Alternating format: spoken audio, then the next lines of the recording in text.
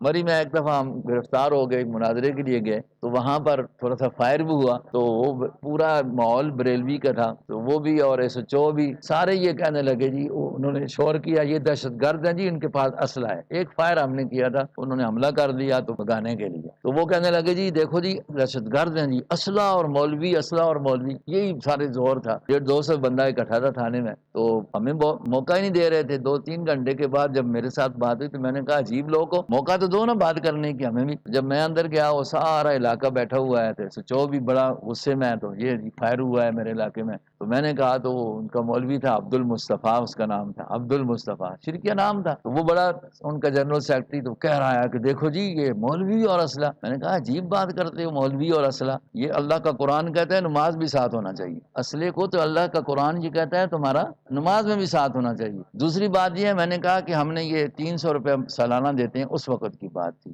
یہ ملک پاکستان کے قانون کے مطابق ہم نے اسلحہ اس کا لائسنس لیا ہوا ہے، 300 روپے دیتے ہیں، کس لیے دیا؟ تو وہ ایس ایچ او کہتا ہے یہ تو تحفظ کے لیے ہے نا۔ میں نے کہا تحفظ ہی کیا ہے نا، اور کیا کیا ہے؟ ایک فائر کیا ہے اور یہ سارے بھاگ گئے ہیں، اگر یہ نہ کرتے جا نیچے دیکھ کتنے پتھر پڑے ہوئے ہیں، یہ تو ہمیں قتل کر دیتے۔ ایک ہی فائر ہوائی کیا ہے، سوچ سمجھ کے کیا ہے، بھگانے کے لیے کیا ہے، تحفظ کیا ہے نا، لیکن ان کا تو یہی تھا سارے بھاگ گئے ہیں۔ اب ان کو بات سمجھ آئی، تو زور یہ تھا جی اسلحہ اور مولوی، اسلحہ اور مولوی۔ بھائی اسلحہ تو خدا کہتا ہے خذو حذرکم، اپنا دفاع کرو کفر کے مقابلے میں، اس کے لیے اپنے تیار کر کے رکھو، اور پھر اتنی اہمیت ہے کہ نماز میں بھی ساتھ رکھو، نہیں سمجھ آئیے؟ تو اس پر کیوں زور دیتے ہو؟ ولتات طائفت ہو گیا نہیں، ود الذین کفروا لو تغفلون عن اسلحتکم، کیوں؟ کافر تو چاہتے ہیں کاش کہ تم غافل ہو جاؤ عن اسلحتکم، اپنے اسلحہ سے۔